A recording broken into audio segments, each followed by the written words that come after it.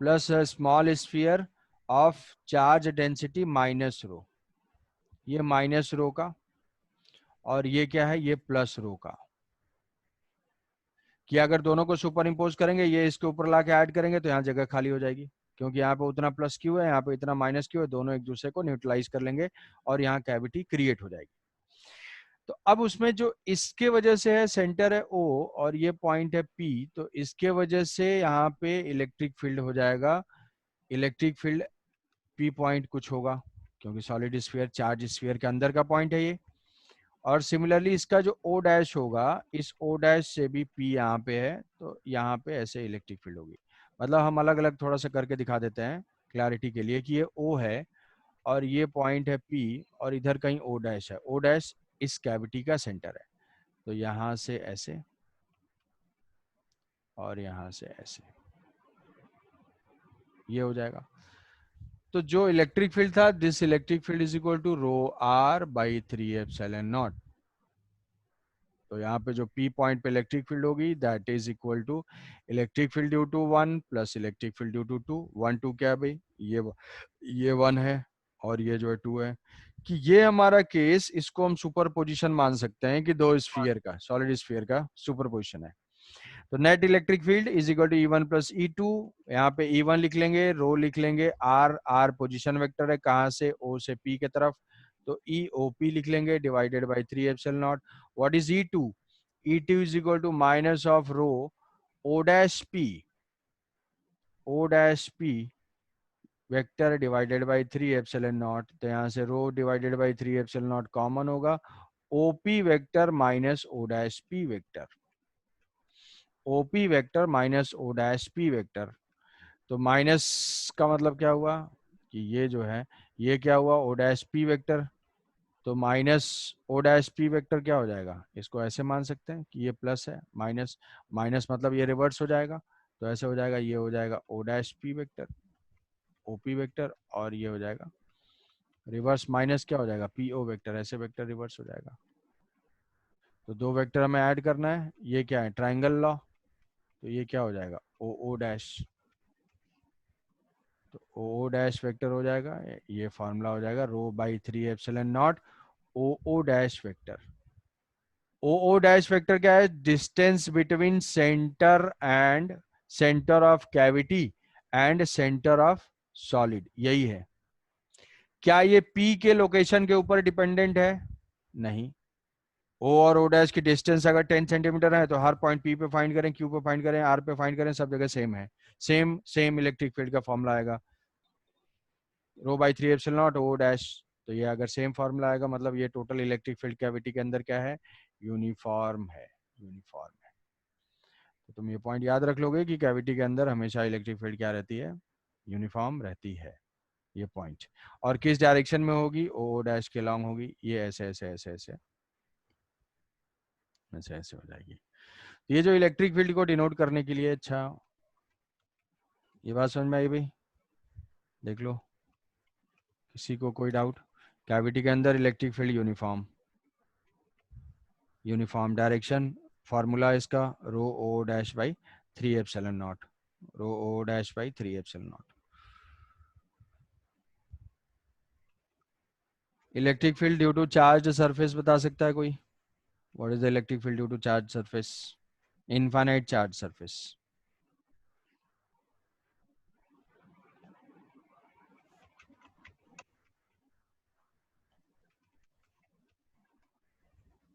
Infinite charge surface, ये infinite sigma infinite, by 2। Sigma by 2 epsilon naught. Single charge surface अगर है, single charge surface है, तो उसके वजह से सिग्मा बाई 2 एप्सिलॉन नॉट। और इधर भी क्या हो जाएगा, ये मैं सोचा इधर चार्ज नहीं है तो फील्ड नहीं होगा, यहाँ भी हो जाएगा सिग्मा बाई 2 एप्सिलॉन नॉट। और चार्ज्ड मेटेलिक प्लेट है अगर, मेटेलिक प्लेट, मेटेलिक प्लेट है अगर, तो मेटेलिक प्लेट में अगर सेम चार्ज देते हैं और सरफेस चार्ज डेंसिटी सिग्मा ही है, तो हमेशा ये मेटल की प्रॉपर्टी होगी कि जो उसके चार्जेस होते हैं वो उसके आउटर सरफेस पे होते हैं। कितना भी थिन प्लेट लेंगे, सारे पॉजिटिव चार्ज इसके दो सरफेस पे हो जाएंगे, डिवाइड हो जाएंगे। तो अगर दो सरफेस पे डिवाइड हो जाएंगे, तो यहाँ ये क्या है, ये एक चार्ज सरफेस था, मतलब वो नॉन कंडक्टिंग था। ये हम क्या कर रहे हैं मेटल के लिए, मेटेलिक प्लेट के लिए। तो मेटेलिक प्लेट में देखो दो सरफेस होगा, एक सरफेस इधर देगा sigma by two epsilon naught और दूसरा भी देगा sigma by two epsilon naught. तो नेट आ जाएगा sigma by epsilon naught due to metallic plate, conducting plate. ये चीज ध्यान रहे भाई, कंफ्यूज हो जाते हो कहाँ पे टू लेना है कहाँ पे नहीं लेना है। कंडक्टिंग प्लेट और ये हो जाएगा नॉन कंडक्टिंग प्लेट या surface, non conducting plate and surface. तो जैसे क्वेश्चन आ गया हमारे पास, क्वेश्चन ऐसा आ जाएगा कि ये थ्री सरफेसेस हैं, पैरेलल है, surface charge density sigma minus sigma और सिग्मा है। Find the electric field at 1 2 3 and 4। Infinite charge plane है, इनफाइनाइट चार्ज प्लेन है। तो कोई कोई भी वन पे आंसर बताओ, वन पे। Sigma bye 2 epsilon not. Sigma bye 2 epsilon. Sigma by two epsilon not, हाँ ठीक है। 4 पे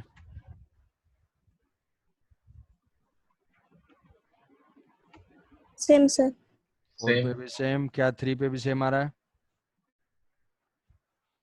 यस सर। क्या 1 और 4 की डायरेक्शन सेम है या अपोजिट है?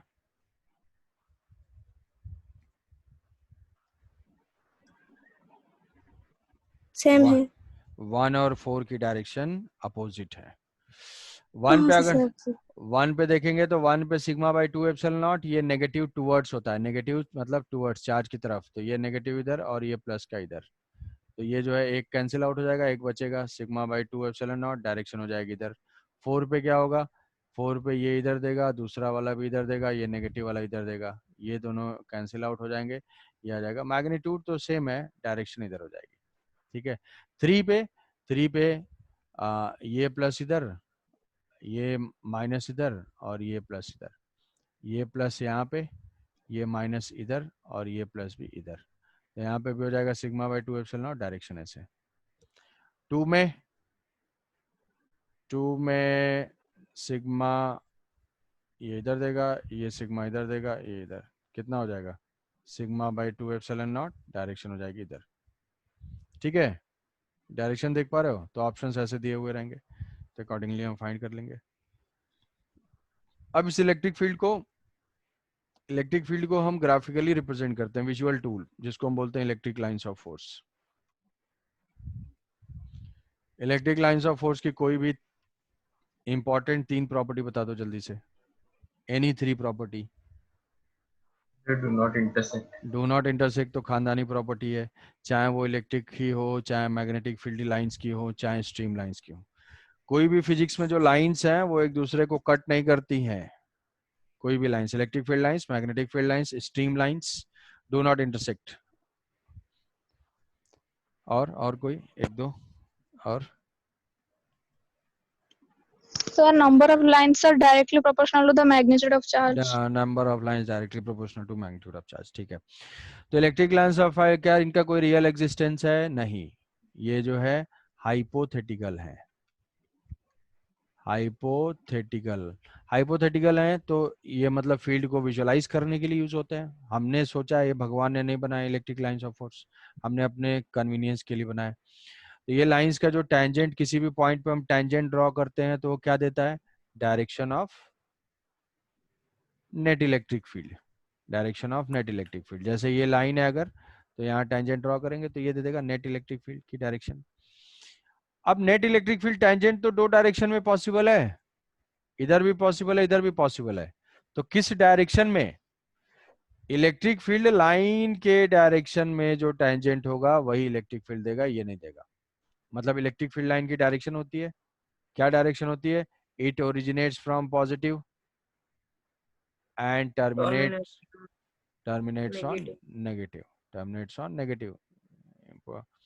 फिर जो नंबर ऑफ लाइंस है, क्या वो नंबर ऑफ लाइंस फिक्स हैं? ऐसा कोई फिक्स नहीं है, बट हम ऐसा बोल सकते हैं कि अगर हम एक ही सिस्टम में क्यू के लिए अगर 4 लाइंस ले रहे हैं तो हमें 2Q के लिए क्या लेना होगा? 8 लाइंस कंसीडर करने पड़ेंगे। तो हम ऐसा बोल सकते हैं कि number of lines is directly proportional to number of lines is directly proportional to magnitude of charge.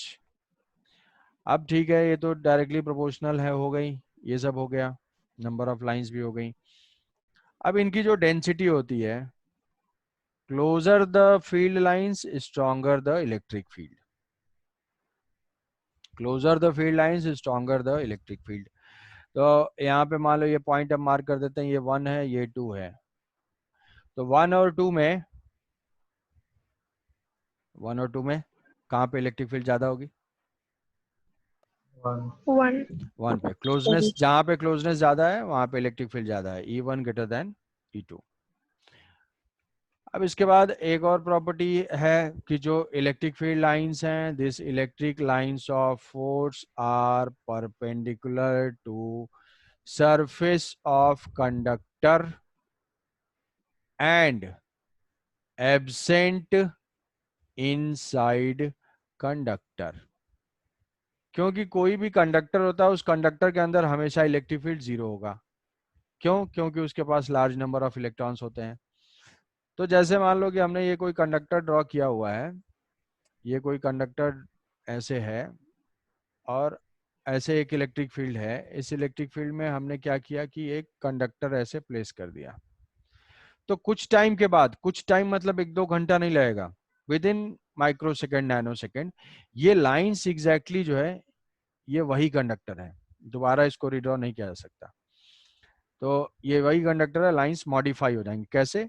ये यहां से क्या होंगी, ऐसे टर्मिनेट हो जाएंगी, और जहां पे भी टर्मिनेट होंगी सरफेस के परपेंडिकुलर होंगी, ये सरफेस के परपेंडिकुलर, और यहाँ से परपेंडिकुलरली जो है ये ओरिजिनेट हो जाएंगी यहाँ से। तो ये हमेशा चेक करना है कि ऑप्शंस में ऐसा दे सकता है कि ये एंगल इंक्लाइंड हो। हमेशा लाइंस ऑफ फोर्स क्या रहेंगी? परपेंडिकुलर टू द सरफेस, ये परपेंडिकुलर होंगी।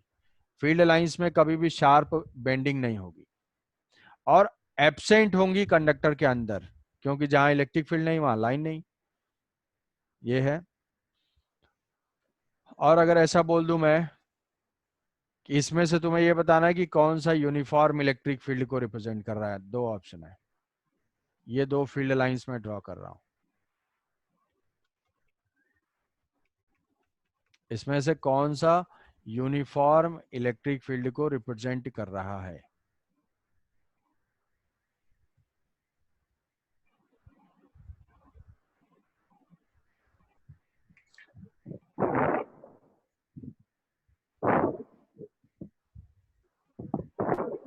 ABC में कौन सा यूनिफॉर्म रिप्रेजेंट कर रहा है? Sir, A. A. A sir. क्यों क्यों रिप्रेजेंट कर रहा है ये? Sir, क्योंकि उनमें गैप सेम है। गैप सेम है, हाँ शाबाश। तो इसका सही आंसर ये है कि कोई रिप्रेजेंट नहीं कर रहा है।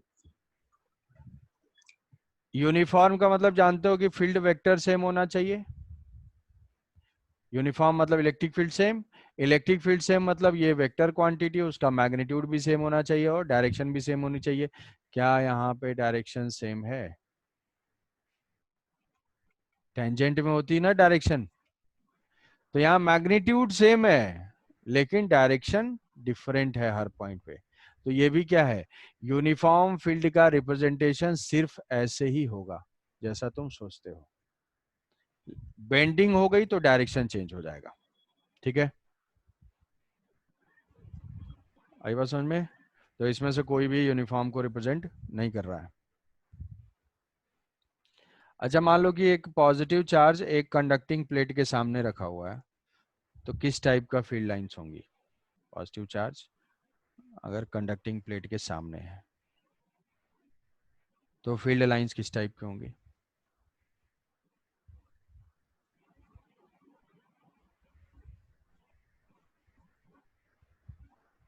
यहाँ पॉजिटिव चार्ज है, आइए इनफाइनाइट कंडक्टिंग प्लेन है, तो इलेक्ट्रिक फील्ड लाइंस किस टाइप के हो जाएंगे?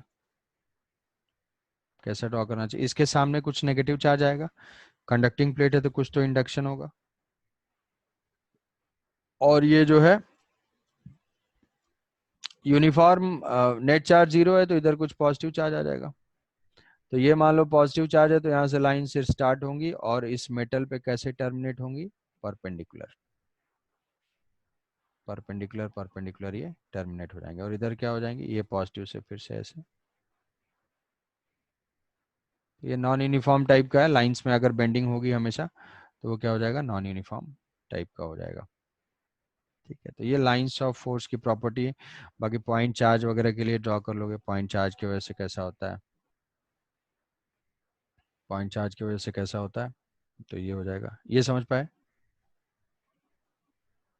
Line charge, infinite line charge की वजह से लाइंस कैसी होंगी, फील्ड लाइंस, ऐसा हो जाएगा। ये पॉजिटिव है तो कैसा होगा, सिलिंड्रिकली ऐसे रेडियली आउटवर्ड जा रही होंगी, ऐसे ऐसे, है ना, ऐसे। ये हो जाएगा पैटर्न इनका, लाइन चार्ज का, इलेक्ट्रिक फील्ड लाइंस की वजह से। अब नेक्स्ट है हमारा, ये तो इलेक्ट्रिक फील्ड लाइंस हुई, इलेक्ट्रिक फील्ड हुई, उनका रिप्रेजेंटेशन हुआ। अब गॉस लॉ इसका देख लेते हैं, क्या है गॉस लॉ। गॉस लॉ में ये कुछ चार्ज हैं, Q, Q minus Q plus 2Q minus 4Q, ये जो है हमारा गॉसियन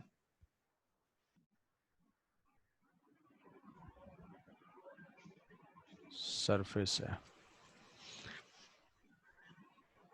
ऐसा गॉसियन सरफेस है। एक ये है और दूसरा जो है, दूसरा ये है।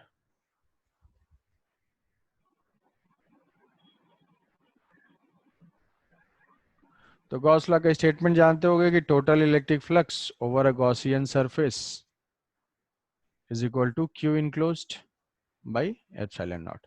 ये इलेक्ट्रिक फील्ड क्या है, electric field due to all the charges, all the charges, सारे चार्जेस की वजह से।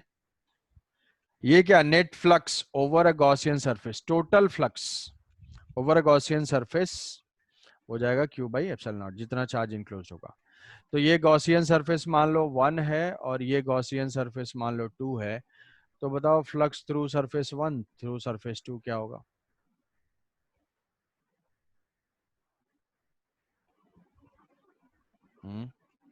तो भाई E dot D S is equal to Q enclosed, S1 के लिए बताओ कितना चार्ज इंक्लोज्ड है ये पीले वाले सरफेस में, येलो में, minus 4Q. Four, minus 4Q sign के साथ, minus 4Q by epsilon not. 2 के थ्रू क्या हो जाएगा, नेट फ्लक्स, 2 के थ्रू नेट फ्लक्स, ऐड कर देंगे सारे चार्जेस। बाहर वाले सरफेस का कोई रोल, -3Q। हाँ -3Q, बाहर वाले सरफेस का चार्ज का कोई भी रोल नहीं है नेट फ्लक्स के लिए। तो ये हो जाएगा 553 -3Q बाई एप्सिलॉन नॉट। अब अगर कोई ऐसा बोलता है कि जो 3 सरफेस है मान लो, उसके अंदर हमने इस -Q को थोड़ा सा डिस्प्लेस कर दिया, तो डिस्प्लेस करने से क्या चेंज होगा, ये चेंज होगा या ये चेंज होगा या कुछ चेंज नहीं होगा। क्वेश्चन समझ में आया कि ये जो ग्रीन सरफेस है, इस ग्रीन सरफेस में ही चार्ज को थोड़ा सा डिस्प्लेस कर दिया, तो क्या चेंज होगा, इलेक्ट्रिक फील्ड चेंज होगा या नहीं होगा।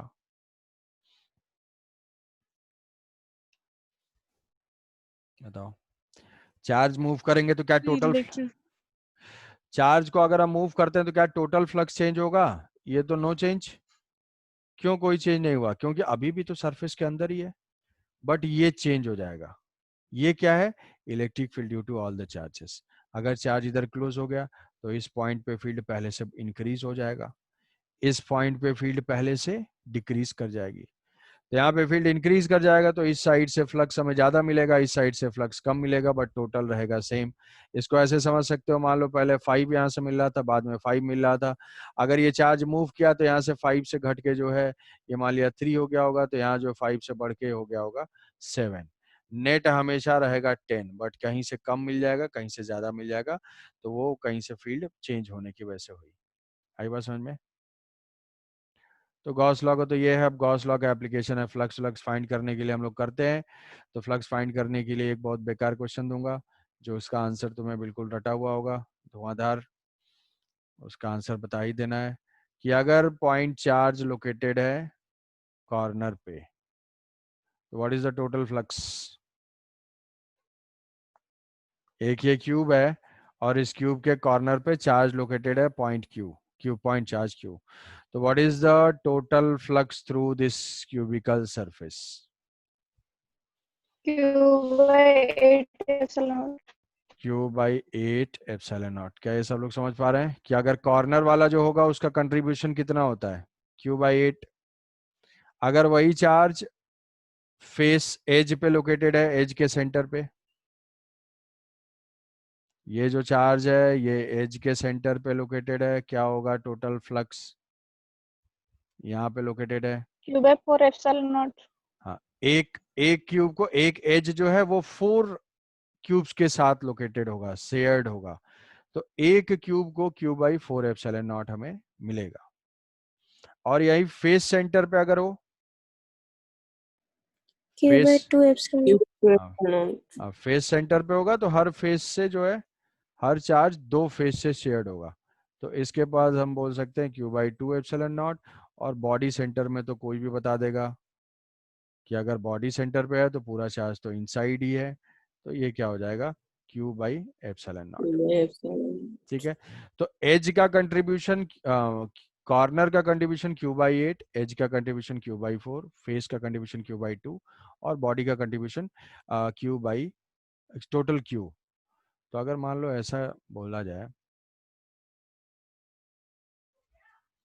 कि ये है क्यूब है और यहाँ पे चार्जेस कॉर्नर पे लोकेटेड हैं ऐसे ऐसे,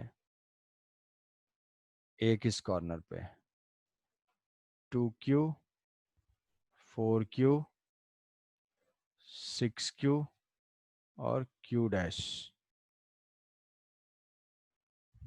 What is the value of Q' so that total flux is 0? जल्दी से answer. Total flux is 0।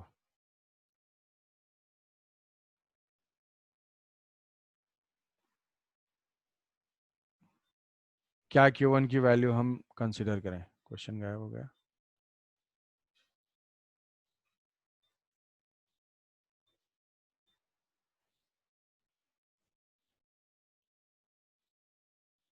Corner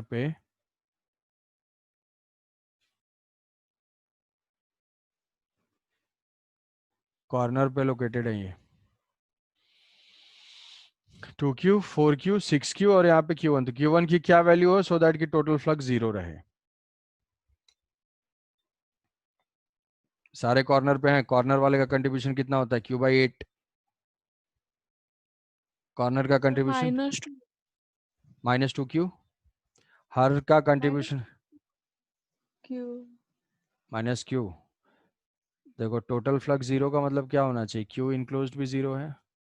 Q enclose 0 है तो एक एक को कितना मिलता जा रहा है, एक का ये हो जाएगा 2Q/8 plus 4Q/8 plus 6Q/8 और प्लस Q'/8। यही टोटल चार्ज होगा हर कॉर्नर का कंट्रीब्यूशन। और ये कितना होना चाहिए 0, मतलब Q' क्या आ जाएगा, Q' आ जाएगा -12Q। ठीक है, ये है -12Q, -12Q। समझ पाए। Yes, sir. ठीक है, तो ये फ्लक्स था। अब कुछ जनरल यहाँ से इक्विलिब्रियम टाइप के, ग्राफ टाइप के क्वेश्चन जैसे हम देखते हैं। Equilibrium and motion of charge particle.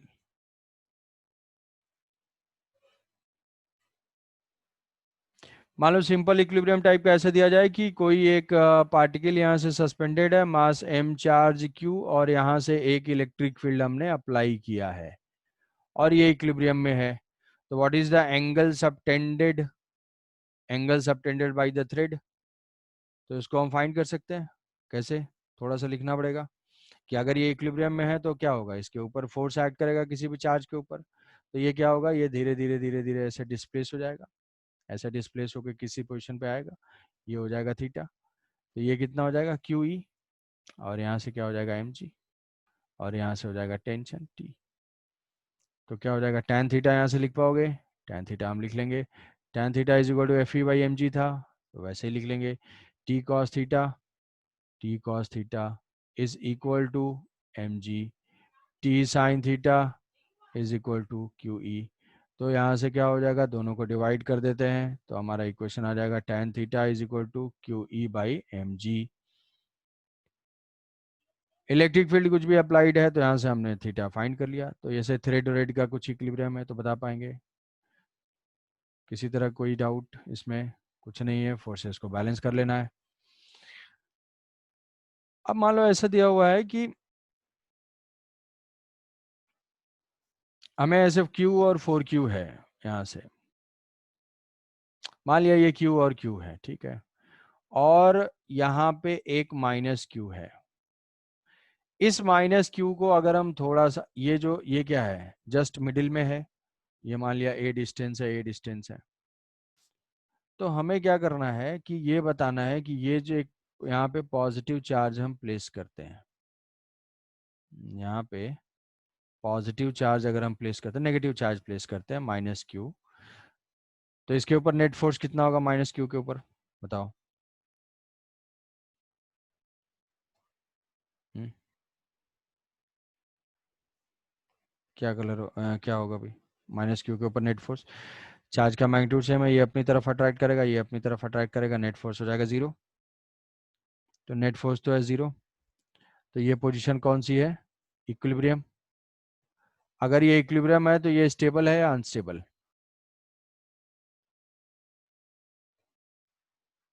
बताओ अभी? Stable, neutral. Neutral. Stable, stable की खास बात ये क्या होती है कि अगर हम उसको डिस्प्लेस करें तो वापस वो उसी पोजीशन पे आ जाए। तो हम देख लेते हैं थोड़ा सा डिस्प्लेस करके। अगर अभी दोनों इसको अट्रैक्ट कर रहे हैं सेम फोर्स से, नेट फोर्स 0 है, थोड़ा सा मान लो राइट वाले की तरफ चला गया ये, तो ये डिस्टेंस हो जाएगी कम और फोर्स जाएगा बढ़, इंक्रीज किधर, इसी के तरफ। ये अपनी तरफ ज्यादा फोर्स से जो है पुल करना स्टार्ट कर देगा। ये जो है, ये डिस्टेंस बढ़ गई तो ये फोर्स हो जाएगा कम, तो ये नेट फोर्स क्या हो जाएगा, नेट फोर्स 0 नहीं रहेगा, और ये चार्ज फटाक से जो है इसकी तरफ चला जाएगा। थोड़ा सा शिफ्ट किया, इधर डिस्प्लेस हो गया, थोड़ा सा इधर शिफ्ट करेंगे, इधर डिस्प्लेस हो गया। तो ये किस टाइप का हो जाएगा, इक्विलिब्रियम। ऐसे इक्विलिब्रियम को हम बोलेंगे अनस्टेबल। स्टेबल मतलब कुछ हो नहीं, अभी क्या हुआ, ये अनस्टेबल, थोड़ा सा डिस्प्लेस हुआ, काम खत्म।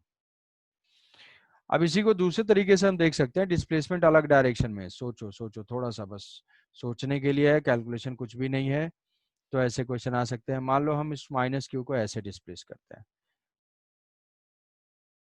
माइनस को ऐसे डिस्प्लेस करते हैं, तो डिस्प्लेस करने के बाद क्या होगा, ये इसको अट्रैक्ट करेगा और ये इसको जो है ऐसे अट्रैक्ट करेगा, ये अट्रैक्ट करेंगे दोनों, तो इसका एक कंपोनेंट ऐसे हॉरिजॉन्टल हॉरिजॉन्टल होगा, और ये क्या हो जाएगा, वर्टिकल वर्टिकल होगा। ये दोनों कैंसिल कर जाएंगे, नेट फोर्स किधर आएगा, डाउनवर्ड। मतलब अगर इसको डिस्प्लेस किया जाए ऊपर तो ये आ जाएगा ऐसे नीचे, मतलब ये क्या है, अपने इक्विलिब्रियम की तरफ रिस्टोर करने की कोशिश कर रहा है। तो ये किस टाइप का इक्विलिब्रियम होगा, ये स्टेबल, ये इक्विलिब्रियम हो जाएगा स्टेबल इक्विलिब्रियम। ठीक है। तो हम अगर ऐसे क्वेश्चन पूछा जाए कि अगर ऐसा चार्ज का सिस्टम है, प्लस क्यू और प्लस क्यू, और यहाँ पे जो है हमारा माइनस क्यू है, तो इधर का displacement along X is what, stable और अनस्टेबल, तो हम बोल देंगे ये है unstable. Displacement along Y is stable और अनस्टेबल, तो यहाँ वाला क्या है, स्टेबल है। और इस तरीके से हमें थोड़ा सा फोर्सेस को डिनोट करके जज कर लेना है। आई बात समझ में? तीसरा पॉइंट, ऐसा एक यूनिफॉर्म इलेक्ट्रिक फील्ड है, यूनिफॉर्म इलेक्ट्रिक फील्ड है ऐसा,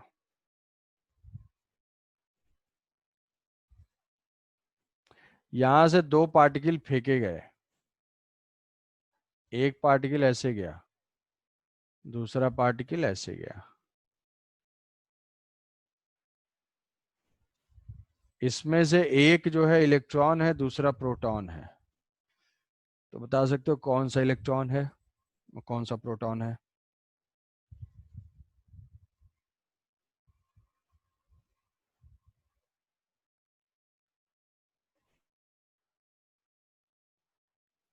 So one electron, two proton. ठीक है, Sir, 2 electron, 1 proton. 2 electron. Force जो है, force F is equal to Q E होता है। चार्ज अगर पॉजिटिव होगा तो फोर्स पॉजिटिव होगा, चार्ज अगर नेगेटिव सर होगा तो नहीं सर 2 हाँ प्रोटॉन हाँ हो गया और हाँ ठीक है, तो दो ही तो है, एक बार एक इलेक्ट्रॉन नहीं हुआ तो दूसरा हो जाएगा। तो ये नहीं जो है, सर वो मैंने ठीक से नहीं देखा था इलेक्ट्रिक का हाँ ये डायरेक्शन तो यही नीचे। देखना है, पॉजिटिव चार्ज पे फील्ड के डायरेक्शन में फोर्स, तो इस पे फोर्स किधर एक्ट करा, डाउनवर्ड, मतलब ये क्या हो जाएगा, ये हो जाएगा प्रोटॉन, और ये है नेगेटिव है, ये अपोजिट डायरेक्शन में जाएगा, तो ये हो जाएगा इलेक्ट्रॉन, ये हो जाएगा इलेक्ट्रॉन। तो इलेक्ट्रॉन फील्ड के अपोजिट डायरेक्शन में जाएगा और ये जो है फील्ड के सेम डायरेक्शन में जाएगा। तो मान लो हमें डिस्प्लेसमेंट बताना है, डिस्प्लेसमेंट बताना है ऐसा कि ऐसा दिया हुआ है कि यहाँ पे ये ओरिजिन है, ऐसे प्रोजेक्टाइल टाइप का ये मूव कर रहा है, मान लो कोई भी चार्ज पार्टिकल है और ये हम मान लेते हैं फील्ड ऐसा है, फील्ड ऐसा है, यहाँ से हमने कुछ पार्टिकल को प्रोजेक्ट किया, इसका मास m है, चार्ज q है, वेलोसिटी v है, और ये जो रीजन की लेंथ है वो l है। भाई टेंशन नहीं लेना है, बिल्कुल आराम से फॉर्मूले के ऊपर बेस्ड है, बट फॉर्मूले थोड़ा सा तुम्हें याद करना पड़ेगा। तुम अभी इम्पोर्टेंट पॉइंट के ऊपर ही फोकस करो। जैसे ये मान लो l लेंथ है, यहाँ से v नॉट स्पीड दिया, तो अब इस ये x डायरेक्शन है, ये y डायरेक्शन है, तो x डायरेक्शन में बताओ ये कैसे पॉजिटिव चार्ज है अगर, तो ये पॉजिटिव चार्ज ऐसे डिफ्लेक्ट होगा। तो हमें ये बताना है कि ये जब निकलते निकलते कितना डिफ्लेक्ट हो जाएगा, ये डिफ्लेक्शन फील्ड के डायरेक्शन में कितना डिफ्लेक्ट होगा। तो अगर फील्ड में होगा तो फील्ड में इस पार्टिकल के पास एक एक्सेलेरेशन होगा, किस डायरेक्शन में, y डायरेक्शन में। कितना एक्सेलेरेशन हो जाएगा, QE डिवाइडेड बाई m। इस एक्सेलेरेशन की वजह से क्या होगा, इसकी कोई इनिशियल वेलोसिटी है y में, नहीं है, तो हम जानते हैं y डायरेक्शन में फॉर्मूला अप्लाई कर देंगे, s is equal to ut plus uyt plus half AY t²। तो uy तो जीरो है, y में कोई डायरेक्शन नहीं है, बट y में एक्सेलेरेशन है, तो हम लिख लेंगे कि जो डिफ्लेक्शन हो जाएगा वो हाफ ay क्या हो जाएगा, QE by m into t²। अब यहाँ से यहाँ आने में टाइम कितना लगेगा, टाइम हम फाइंड कर लेंगे x कंपोनेंट से, x डायरेक्शन में, कि x डायरेक्शन में कितना डिस्प्लेसमेंट हो रहा है l, s डायरेक्शन में इनिशियल वेलोसिटी क्या है v नॉट, मान लिया वो t टाइम में यहाँ पे x डायरेक्शन में पहुंचा तो vt plus half ax into t²। ax क्या है, फोर्स तो कोई है नहीं, तो एक्सेलेरेशन जीरो है, तो यहाँ से टाइम आ जाएगा l divided by v not, तो इसको पुट कर देंगे हाफ QE बाई m और t² मतलब ये हो जाएगा l² by v naught square. ठीक है, तो जो डिफ्लेक्शन हो जाएगा वो डिफ्लेक्शन हो जाएगा half Q by m E L² by v naught square. ऐसे चाहो तो याद रख सकते हो कि deflection is directly proportional to specific charge ratio Q by m, y is directly proportional to Q by m। तो इलेक्ट्रॉन और प्रोटॉन में किसका डिफ्लेक्शन ज्यादा होगा, किसका डिफ्लेक्शन ज्यादा होगा, चार्ज दोनों के ऊपर सेम है, मास जिसका कम होगा हल्का पार्टिकल उड़ जाएगा, आंधी चल रही है तो उसमें कौन ज्यादा डिफ्लेक्ट होगा, जो हल्का फुल्का होगा वही ज्यादा डिफ्लेक्ट हो जाएगा, तो वही है जिसका मास स्मॉल होगा उसका डिफ्लेक्शन ज्यादा होगा। तो deflection of electron is more than deflection of proton. आई बात समझ में? तो ये था motion of charge particle in electric field.